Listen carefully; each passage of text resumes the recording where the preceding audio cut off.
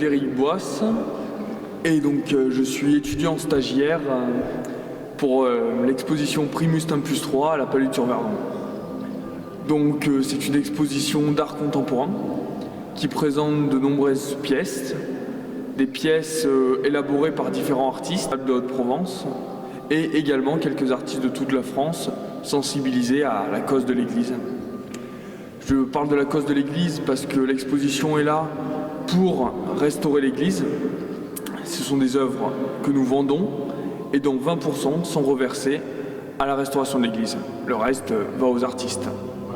Une partie qui est reversée à l'association pour la restauration future de l'Église. Nous, on a monté une association il y a de ça 4 ans. Et donc, cette association a pour but de restaurer l'Église et de récolter des fonds. Et pour cela, a organisé une exposition dont c'est la 3e édition cette année.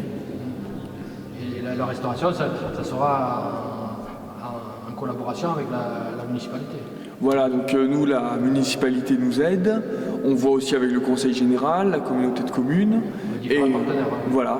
Et le gros partenaire qu'on va essayer de mobiliser, on essaie donc de monter un dossier pour la Fondation du patrimoine, qui nous permet donc toute une large diffusion et qui permet de faire un appel aux dons aux particuliers qui ont des contacts et des réseaux avec le mécénat. Il y a une quarantaine, je crois. Alors il y a une quarantaine d'artistes effectivement, mais une quinzaine sont répartis dans l'église. Et ensuite on travaille en étroite collaboration avec des artistes de Nice, l'association Start, qui présente des tableaux au château. Donc il y a 2 lieux d'exposition, l'église avec des artistes du coin et le château avec l'association Start de Nice.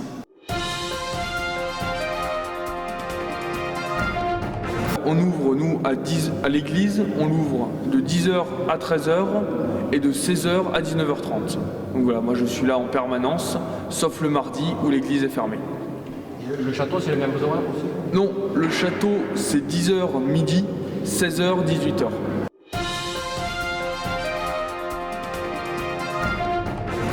Mais le compte sera fait à la fin de l'exposition, le 27. Mais effectivement, on fait quand même un décompte au fur et à mesure. Moi, il y a 2 ans, on a eu 2000 environ visiteurs. Voilà. La dernière exposition, c'était en 2013, c'est ça? Voilà, c'est ça. L'an passé, on a édité un livre qui raconte l'histoire de la Palud, qui s'est substitué à l'exposition.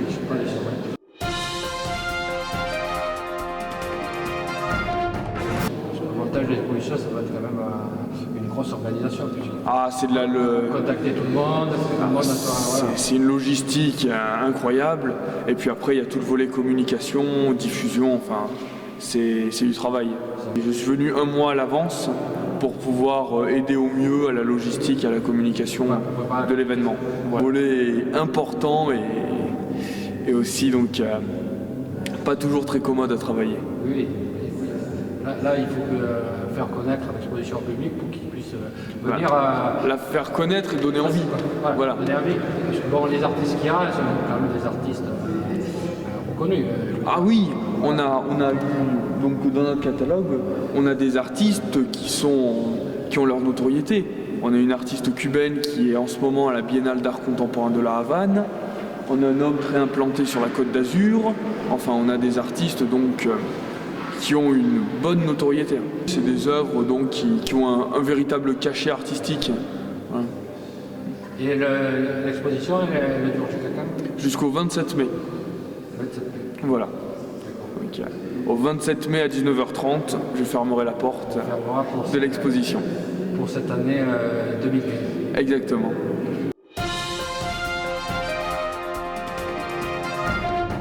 Les gens qui peuvent voir cette vidéo sont les bienvenus à venir découvrir.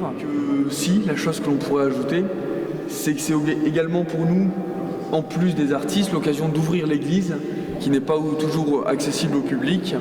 Et donc des personnes peuvent découvrir, en plus de l'exposition, l'église elle-même et notamment les beaux vitraux, etc. La structure de l'église qui est quand même un monument exceptionnel. Sur notre territoire, il y en a très peu à ce niveau-là. C'est une structure et donc un édifice superbe et qu'on veut vraiment de tout cœur entretenir. Oui, surtout qu'il y a la luminosité à l'intérieur du bâtiment est plus ou moins exceptionnelle par les vitraux. Là. Voilà. Je veux dire, ça sublime un peu toutes toutes les heures, parce que la lumière est très présente. La lumière colorée vient sublimer beaucoup d'œuvres, oui, voilà.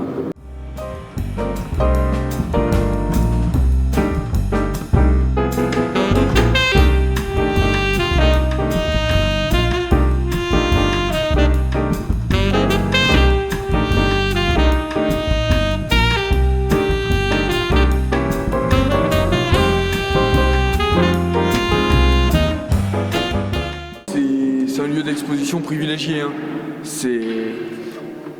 Donc voilà, ça s'y prête merveilleusement bien.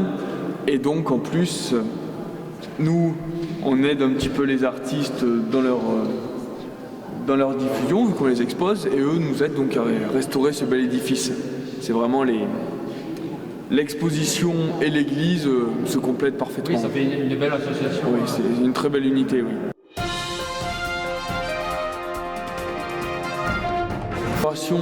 C'était le samedi 9 mai et donc on a fait un repas champêtre à l'entrée pour une centaine de personnes. Donc voilà, les artistes étaient invités, ont pu rencontrer le public, vu que c'est également bien que les gens peuvent rencontrer l'artiste derrière l'œuvre. Enfin, le vernissage a été un moment particulièrement agréable. Il y avait une centaine de personnes, quoi.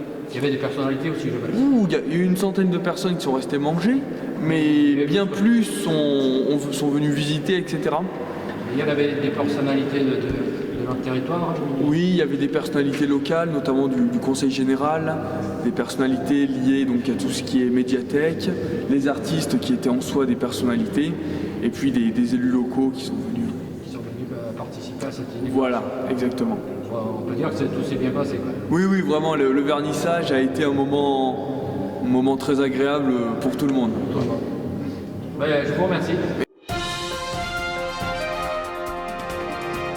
Une recherche musicale et sonore pour ce lieu. Donc ce que vous entendiez a été créé pour l'église. C'est spécifique pour l'église. Absolument. D'accord. Absolument.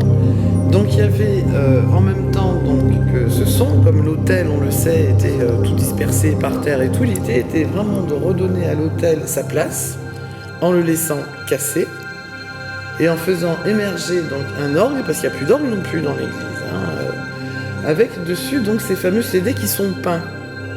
Donc là, c'est la partie plus technique qu'on avait abordée en recherche cinématique, qu'on n'a pas pu finir parce que techniquement c'est un travail de labo, il faut plein de sous et tout ça, c'était pas possible.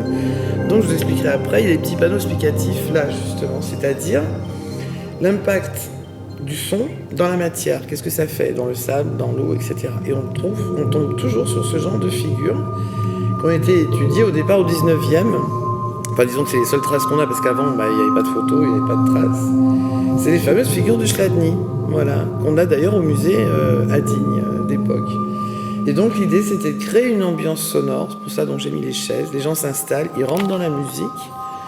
Et c'est vrai que très vite, on est amené à lever les yeux avec ce genre de son. Oui, c'est là qu'on voit les vitraux, c'est là qu'on voit les traces, c'est là qu'on voit les trous, c'est là qu'on voit les câbles. Donc on a en même temps un côté très narratif. Et cette musique, ce son, c'est pas vraiment de la musique. En fait, je me suis servi de verres de cristal que j'ai fait tourner, que j'ai enregistré et que j'ai recomposé après sur Audacity, un logiciel informatique. Voilà. Informatique, oui.